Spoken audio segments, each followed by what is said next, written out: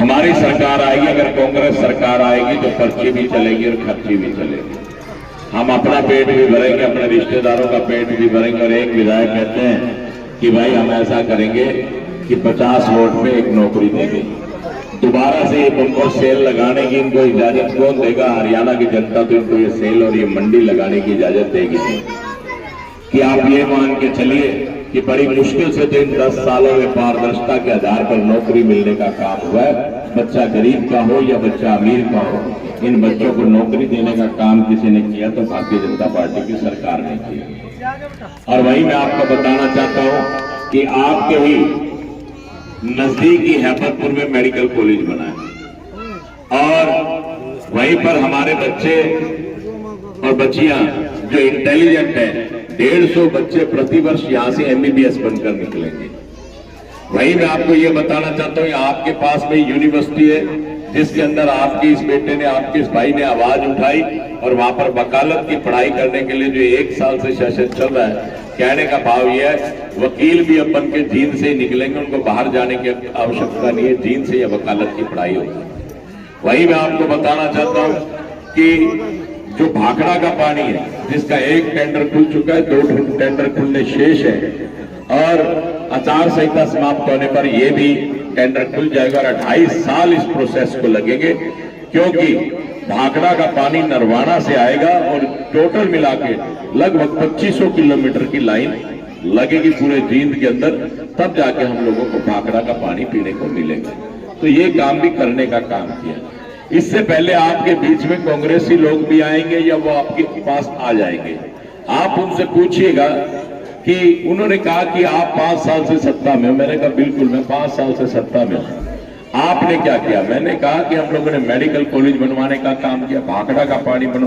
देखिए सड़कें और गलियां बढ़ती रहेंगी, समय समय के अनुसार टूटती रहेंगी, फिर बढ़ जाएंगी, फिर टूट जाएंगी, फिर बढ़ जाएंगी, टूट जाएंगी। लेकिन ऐसे प्रोजेक्ट जो जींद की जनता के काम आए, जो हमारे आने वाली जनरेशन के काम आए, वो प्रोजेक्ट लाना सबसे बड़ा एक विधायक का काम होता है कि उसने जींद शहर को क्या दिया।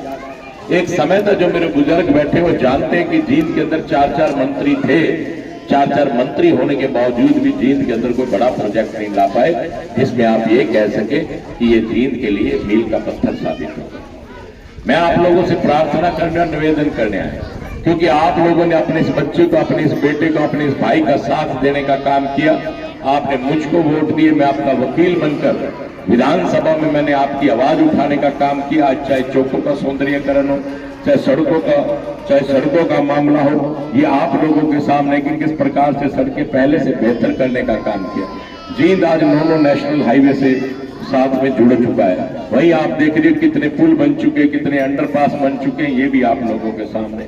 साथियों, मैं आज आप लोगों के बीच में यही कहने आया हूं, जो कांग्रेसी आए उनसे आप पूछने का काम कीजिएगा कि आपने जींद की सत्ता को 25 से 30 साल संभाला है। आप कैबिनेट स्तर के मंत्री रहे, आप खजाने के मंत्री रहे, आप परिवहन मंत्री रहे, आप शिक्षा मंत्री रहे, आप एक्साइज एंड टैक्सेशन मिनिस्टर रहे।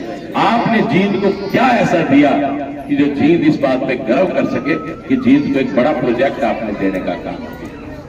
एक काम बड़ा प्रोजेक्ट गिनवा दें इन 25-30 सालों के, अगर वो 5 बड़े प्रोजेक्ट गिनवा देंगे तो हम आपको मान जाएंगे। और वो 5 प्रोजेक्ट दिखेंगे तो सही ना। आज मेडिकल कॉलेज बन रहा है तो साहब 20 मंजिला में 18 मंजिला बिल्डिंग आपको दिख रही है। आज शहर के अंदर शॉपिंग कॉम्प्लेक्स बन रहा है तो वो आपको दिख रहा है। आज आपके सामने कमेटी भवन बना है तो वो आपको दिख रहा है। आज यूनिवर्सिटी के अंदर वकालत की पढ़ाई चल रही है तो वो आपको नजर आ रही है। आज बड़े बड़े ब्रिज बन रहे हैं तो ये आपको नजर आ रहे हैं। आज अंडरपास बन रहे हैं तो ये आपको नजर आ रहे हैं। और विशेष तौर पे आपको बताना चाहूंगा, जो पैरा मेडिकल कॉलेज और मेडिकल कॉलेज ये है, हमारे भतीजे भतीजियां, बेटे बेटियां, ये लोग जो नर्सिंग का कोर्स करना चाहते हैं उनको भी जींद में ही पढ़ाई करनी पड़ेगी, बाहर जाने की आवश्यकता नहीं है। ये फायदा भी तो हम लोगों के कि हमारे बच्चे अब पढ़ाई जींद में ही करेंगे, उनको बाहर जाने की आवश्यकता नहीं है। जो बच्चे बाहर जाते हैं, पीजी का खर्चा है, हॉस्टल का खर्चा है, रोटी का खर्चा है, हर चीज का खर्चा है साहब, तो अब उनको बाहर जाने की आवश्यकता नहीं पड़ेगी। इंटेलिजेंट बच्चों को यही मिलेगी। HCS की नौकरियां जो किसी समय में 2-2 करोड़ रुपए की बिकती थी, आप ये मान के चलिए सरकार में वो फ्री नौकरी लगी है। चाहे वो जाट समाज का बच्चा हो, 3-3 नौकरियां, जो JBT टीचर थे जाट समाज के, एसडीएम लगने का काम किया।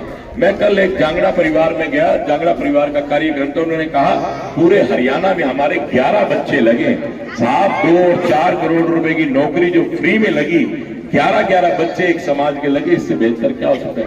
कोई डीएसपी लग रहा है, कोई तहसीलदार लग रहा है, कोई नायब तहसीलदार लग रहा है, कोई एसडीएम लग रहा है। ये वो नौकरियां हैं जो किसी जमाने के अंदर या तो चीफ मिनिस्टर या मंत्रियों के अपने बच्चे, उनके परिवार के लोग लगते थे।